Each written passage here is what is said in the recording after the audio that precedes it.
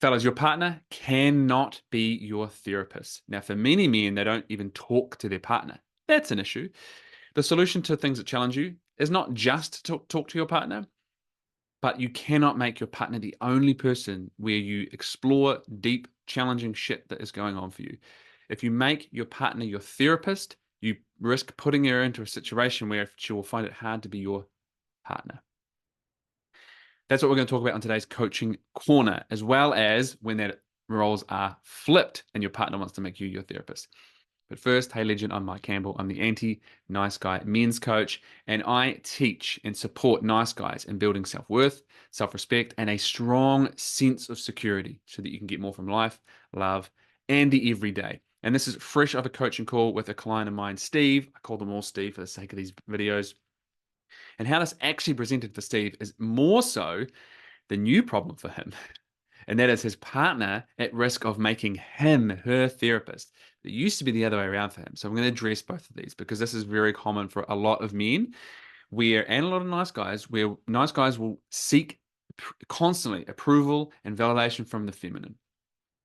And that can be, in a relationship, making her almost entirely responsible for your whole life, that codependent pattern of reassure me, make me feel important, make me feel safe, make me feel secure, but feeling so terrified of judgment and rejection from others that all of a sudden a partner becomes our therapist. You cannot make her your therapist because then she'll essentially take on the role of the mother. And what you'll do is you'll create this hierarchy, which might already exist, where she's now the one trying to help you solve your problems. So your problems become the focus. It also means that hers don't have to come into focus, which is an issue. But it also means that that hierarchy exists, and that cannot happen. There's going to be a lot of frustration there, but you've put her in the responsibility of fixing, solving, taking care of your problems. It also means she kind of becomes your mother.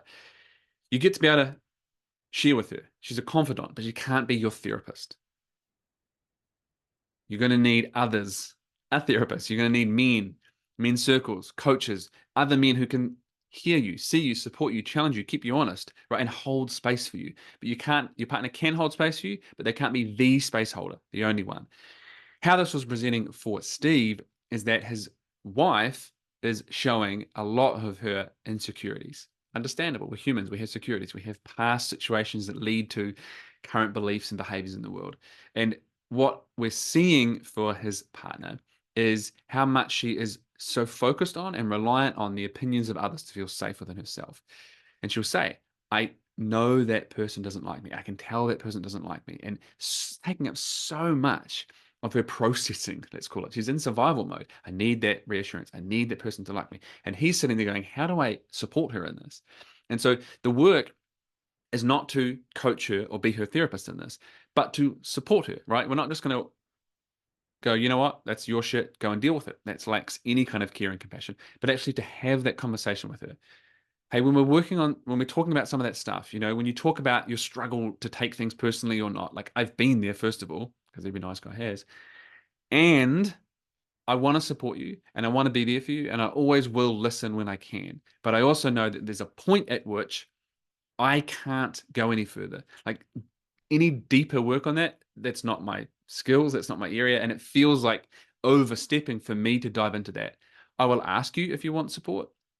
I want to have permission to ask, permission, and I will seek it from you to make suggestions, to give advice. Because, gentlemen, the reason I say permission is often when we hear a female talk, we go into solution mode because that's what the masculine wants to do. Problem, achieve a result, solution. But often they're just wanting to empty. So you ask, hey, I hear you've got something to share right now. Do you want me to solve it? Do you want any solutions? Do you want any advice? And you might get no, just listen, cool. Or yes, that would be great. So I will, as this going back to Steve, I will ask if you want me to provide advice, solutions, right, and any kind of things that we can address.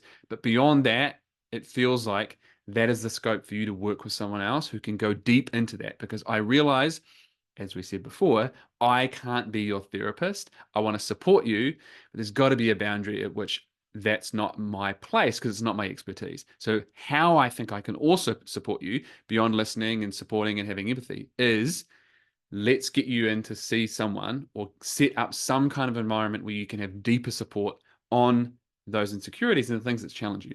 The question that we also gave him to come into this question was, this conversation, when she is sharing some of those things, the challenges she has with being caught on what people think of her and wanting the approval of others and being liked by others and taking things personally, is, do you want that? Like, do you want to be in the place where you're taking things personally? Do you want to be in the place where you keep relying on the opinions of others? And if she says no, that's then like, cool, what do we do about it? Enter, I will support you, but I can't be the person who works on this with you. That feels like all of a sudden we become enmeshed in this therapist partner role. I don't know how to separate from that.